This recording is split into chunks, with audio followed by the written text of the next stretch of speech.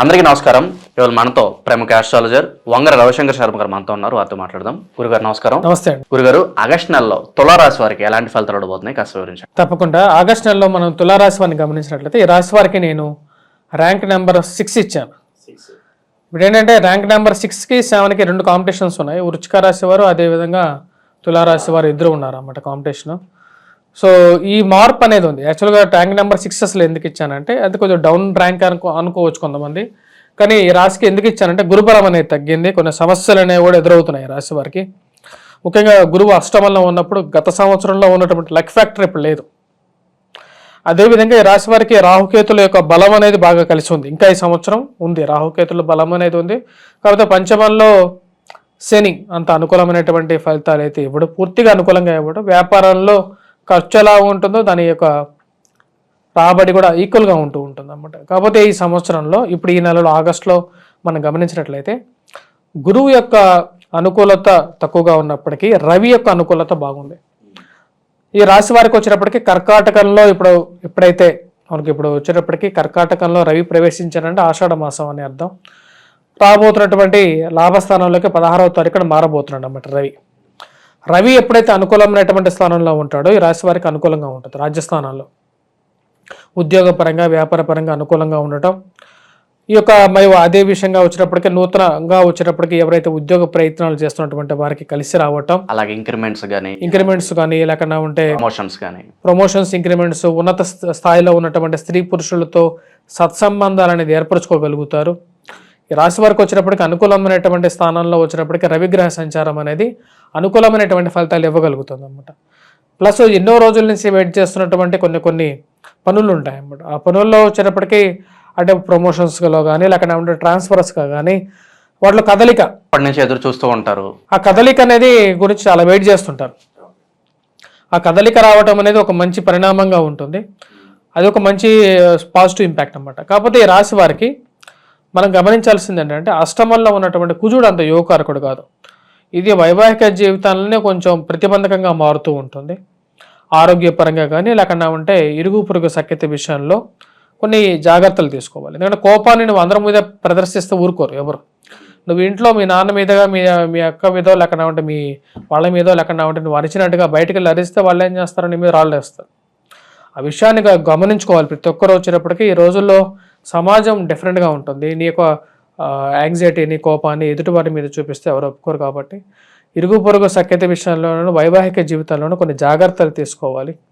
ఆ విషయం తీసుకున్న తర్వాతే ముందుకు వెళ్ళాలి. మోసపూరితమైనటువంటి మాటలు నమ్మద్దు. ఎవరో డబ్బులు ఇస్తున్నాం అది చేస్తున్నాం 1,00,000 పెడితే 10 లక్షలు వస్తాయని ఇలాంటి మాటలన్నీ నమ్మకుండా జాగ్రత్తగా ఉండండి. సింపుల్ రెమెడీస్ చేసుకోండి, హ్యాపీగా లైఫ్ జీవించండి. అలాగే రియల్ ఎస్టేట్లోను స్టాక్ మార్కెట్లోను పెట్టుబడులు పెడితే ఏమైనా కలిసి వచ్చే అవకాశం ఉందంటారు ఈ రాశి వారికి? రియల్ ఎస్టేట్ సంబంధితమైన వ్యవహారాల్లో ప్రోగ్రెస్ బాగుంటుంది అన్నమాట. అంటే అవకాశాలు కలిసి వస్తాయి. ఎవరైతే ఫీల్డ్లో ఉన్నారో వారికి కొత్త ఆపర్చునిటీస్ అనేవి ఓపెన్ అవుతూ ఉంటాయి అన్నమాట. ఎందుకంటే నెక్స్ట్ రాబోతున్నటువంటి మంత్లో కూడా ఇప్పుడు 16వ తారీఖున రవి యొక్క మార్పు అనేది ఉంది. ప్లస్ అదేవిధంగా ఈ రాశి వారికి మనం గమనించినట్లయితే లాభస్థానంలో బుధుడు ఉన్నాడు.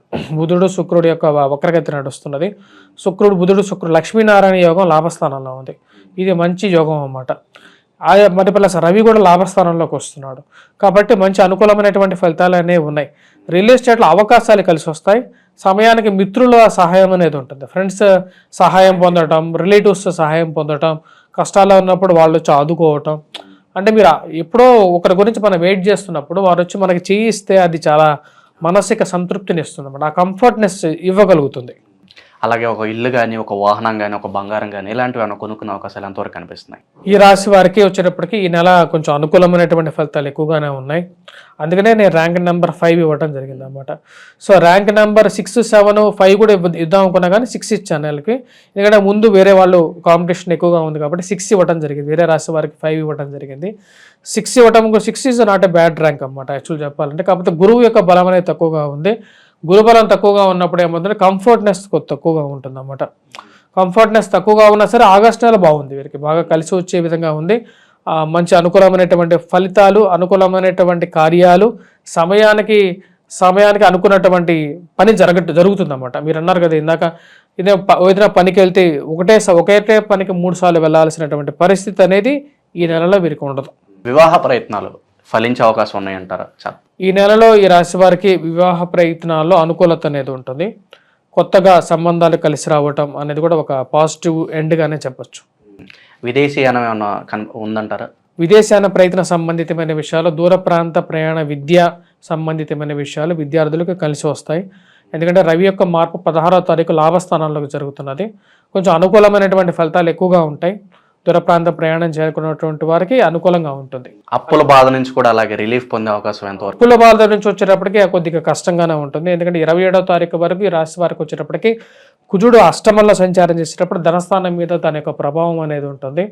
కాబట్టి ఖర్చు ఎక్కువగా ఉంటుంది. ఖర్చు ఎక్కువగా ఉన్నప్పుడు మనీ రిక్వైర్మెంట్ అనేది ఎక్కువగా ఉంటుంది. లాభస్థానంలో మంచి గ్రహాలు ఉన్నప్పటికీ కూడా ఎంత రికవరీ అవుతుంటుందో అంత ఖర్చు అవుతుంటుంది. కాబట్టి కొన్ని జాగ్రత్తలు తీసుకోవాలి. అలాగే రాశి వారు ఎటువంటి పరిహారాలు చేసుకుంటే వీళ్ళకి మంచి ఫలితాలు ఉంటాయంటారు? ఈ రాశి వారికి ముఖ్యంగా చెప్పాలంటే గురువు యొక్క అనుకూలత అనేది తక్కువగా ఉంది. ఈ రాశి వారు ఏం చేయాలంటే ముఖ్యంగా గురువారం పూట దత్తాత్రేయ స్వామి ఆరాధన అనేది చేయాలి. మరి అదేవిధంగా శివాభిషేకం చేసుకోవాలి. అంటే ఆవు పాలు తీసుకొని ఆవు పాలతో చేసినటువంటి ఏదైనా పదార్థం కానీ ఏదైనా చేసుకొని దాన్ని పంచిపెట్టడం. అది కూడా గోధుమ రొట్టెలు చేసేసి ఆవుకు తినిపించడం.